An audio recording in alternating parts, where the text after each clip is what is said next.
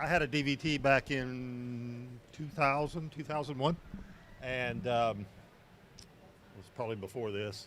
I spent a week in the hospital on blood thinners, and then I went home, and then part of it broke through and went to my lung, and I went back to the hospital for that. And I'm on, I don't have any, I'm on blood thinners for the rest of my life, but I don't have any swelling, or I don't have any problems or anything.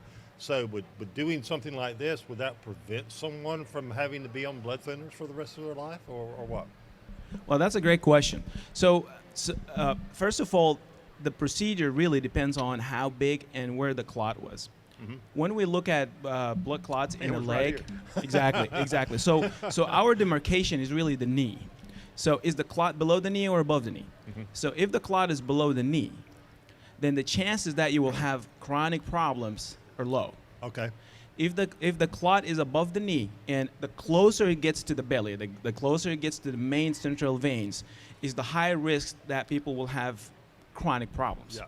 And these are the ones we're targeting, because cleaning those has the highest chance of preventing the chronic problems. Now, the problems that happen from the clot are not just the chronic ones. The problems can be acute, which is basically what you had, which is going to the lung, and that's a serious problem when it goes to the lung. Yeah, they put me in an ambulance and took me about 100 miles up to Nashville and put me into a hospital up there. Yes, sir. So these are acute problems, but if it's just below the knee, which sometimes it was above the knee, but a big chunk of that went to the lung. So when they looked, it was probably just the remaining part below the knee. So the procedure itself does not change the way we put people on blood thinners. You're still going to be on a blood thinner for the duration that you need to be on it. Yeah. But it will prevent problems that will last for a very long time if it's close enough, big enough, where it needs to be. Yeah, I think my problem was the doctors could never figure out why I had it. I hadn't been traveling. I hadn't had an injury. They couldn't explain why I came down with it to start with. It started with like a pain back here, and then it got swell up and was hurting all the time. So I went to the doctor, took me to the hospital, ultrasound, in the hospital. And that's, these are all great questions, because that's another big question. I think we all think about this all the time when we see the patients back, because the question is, what are the chances that somebody in a blood thinner for a blood clot is going to have another one? Yeah. Now, we got two types of clots. We call it provoked.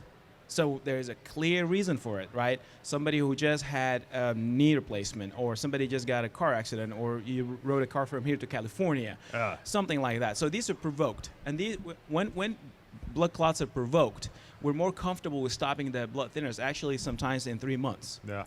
But the problem is people who wake up in the morning having a blood clot with no explanation. So these are the ones that we call unprovoked DVT, and these are the ones where it's a little bit of a problem there.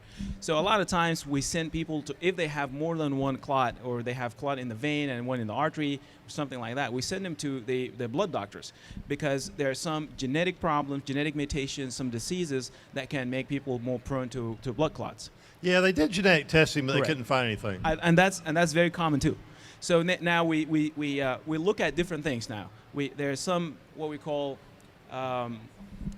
risk models. So we look at somebody individually, and we calculate what are the risks that they might get another blood clot if we take them off the blood thinner, and then we also calculate what's their lifetime risk of bleeding.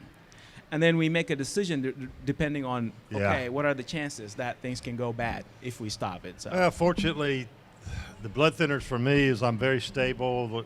My dosage never really changes. Yes.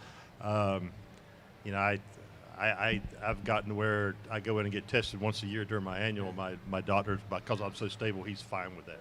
Awesome. And I take the cheapest blood thinner there is, Coumadin. Warfarin. Yes. And I have no problem with it. Yeah, there's a lot of new medications. Yeah. So there's a lot of stuff in the market that came out in the last 10 years or so, and we see people switching And the first problem was these medications were very expensive. They're not really as expensive now as when they started, but there's some people who say, well, I'm doing okay with Coumadin. It's doing the job. I don't have any problems. We'll just stay on it. But